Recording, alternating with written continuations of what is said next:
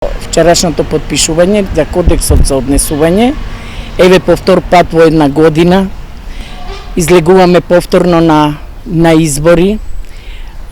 Ние ќе бидеме оние кои ќе ја носиме баш палката како треба да се настапува, што треба да се каже, затоа што по мене резултатите треба да ги кажеме, а не зборовите. Помалу вредност имаат зборовите него резултатите кои ги имаме позади нас.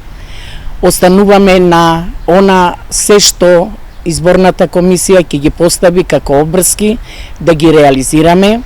Сакаме да бидеме она што нашите тетовчани посебно го сакаат, љубовта меѓу луѓето ќе ја шириме на овие локални како и на претходните, дека само на еден фер и еден човечки однос ќе успееме да спроведеме се она за кое што тетовчани се борат, а тоа е свој на своето.